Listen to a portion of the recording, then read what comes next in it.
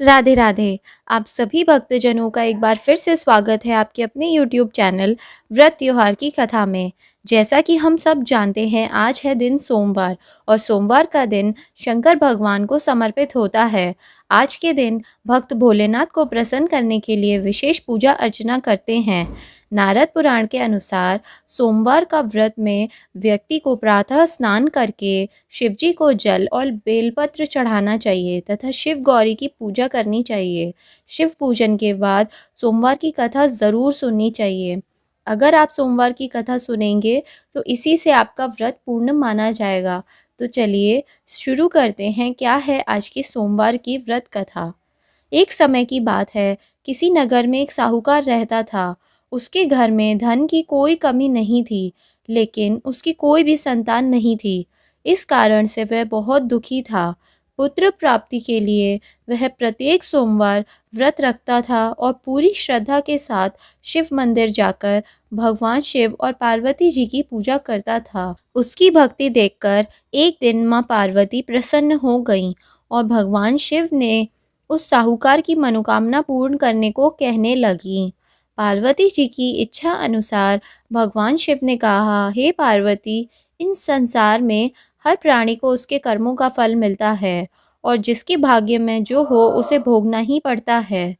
लेकिन पार्वती जी ने साहूकार की भक्ति का मान रखने के लिए उसकी मनोकामना पूर्ति के लिए इच्छा जताई।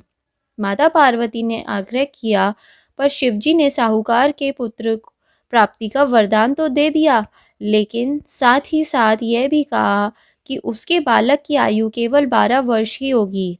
माता पार्वती और भगवान शिव की बातचीत को साहूकार सुन रहा था। उसने ना तो इस बात की खुशी थी, ना दुख था। वह पहले की भांति शिवजी की पूजा करता रहता था। कुछ समय के बाद साहूकार के घर एक पुत्र का जन्म हुआ।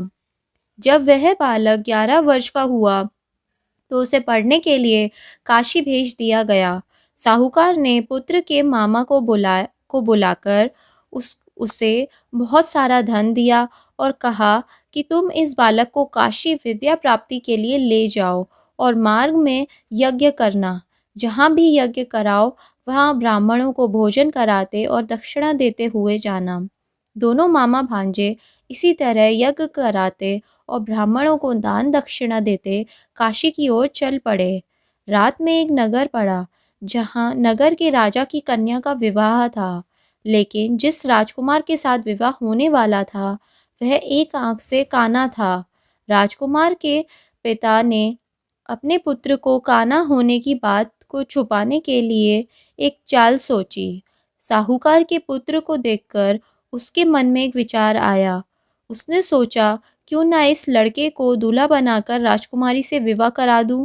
विवाह के बाद इसको धन देकर विदा कर दूंगा और राजकुमारी को अपने नगर ले आऊंगा। लड़के को दूल्हे के वस्त्र पहनाकर राजकुमारी से विवाह करा दिया। लेकिन साहूकार का पुत्र ईमानदार था। उसे ही यह बात बिल्कुल भी गवारा नहीं थी। उसने अवसर पाकर राजकुमारी की चुन्नी को के पल्ले पर लिख दिया कि तुम्हारा विवाह मेरे साथ हुआ है, लेकिन जिस राजकुमार के संग तुम्हें भेजा जाएगा वह आँख से काना है। मैं तो काशी पढ़ने जा रहा हूँ। जब राजकुमार ने चुन्नी पर लिखी बात पढ़ी तो उसने अपने माता पिता से यह बात बताई। राजा ने अपनी पुत्री को विदा नहीं किया, जिससे बारात वापस चली गई।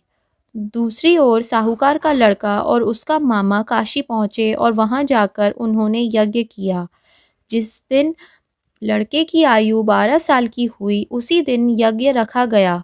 लड़के ने अपने मामा से कहा कि मेरी तबीयत कुछ ठीक नहीं है। मामा ने कहा कि तुम अंदर जाकर सो जाओ। शिवजी के वरदान अनुसार कुछ ही देर में उस बालक के प्राण निकल गए। मृत भांजे को देखकर उसके मामा ने विलाप शुरू कर दिया। संयोगवश उसी समय शिवजी और माता पार्वती उधर से जा रहे थे। पार्वती जी ने भगवान से कहा, स्वामी, मुझे इस किसी के रोने के स्वर सहन नहीं हो रहे। आप इस व्यक्ति के कष्ट को अवश्य दूर करें। जब शिवजी मृत बालक के समीप गए तो बोले कि यह उसी साहूकार का पुत्र है जिसे मैंने 12 वर्ष की आयु का वरदान दिया था। अब इसकी आयु पूरी हो चुकी है, लेकिन मातृभाव से विभोर माता पार्वती ने कहा, हे महादेव, आप इस बालक को और आयु देने की कृपा करें, अन्यथा इसके वियोग में इसके माता पिता भी तड़प तड़प कर मर जाएंगे। माता पार्वती के आग्रह पर भगवान शिव ने उस लड़के को जीवित होने का वरदान दिया। शिवजी की कृपा से वह लड़का जीवित हो गया। शिक्षा समाप्त करके लड़का मामा के साथ अपने नगर की ओर चल दिया। दोनों चलते हुए उसी नगर में पहुँचे जहाँ उसका विवाह हुआ था। उस नगर में भी उन्होंने यज्ञ का आयोजन किया। उस लड़के के ससुर ने उसे पहचान लिया और महल में ले जाकर उसकी खातिरदारी की और अपनी पुत्री को विदा कर दिया। इधर साहूकार और उसकी पत्नी भूखे प्यासे रहकर बेटे की प्रतीक्षा कर रहे थे। उन्होंने प्रण कर लिया था कि यदि अपने बेटे की मृत्यु का समाचार मिला तो वह भी प्राण त्याग देंगे, परंतु अपने बेटे को जीवित होने का समाचार पाकर वह बेहद प्रसन्न थे। उसी रात भगवान शिव ने व्यापारी को स्वप्न में आकर कहा, हे श्रेष्ठ, मैंने तेरे सोमवार के व्रत करने और व्रत कथा सुनने से प्रसन्न होकर तेरे पुत्र की लंबी आयु प्रदान की है। इसी प्रकार जो कोई भी सोमवार का व्रत करेगा या कथा सुनाएगा या सुनेगा और उसकी सारी परेशानियों को और उसकी सभी मनोकामनाएं मैं पूर्ण ज़रूर करूँगा। तो अगर आपको आज की हमारी यह कथा पसंद आई हो तो कमेंट में हर हर महादेव ज़रूर लिखिएगा।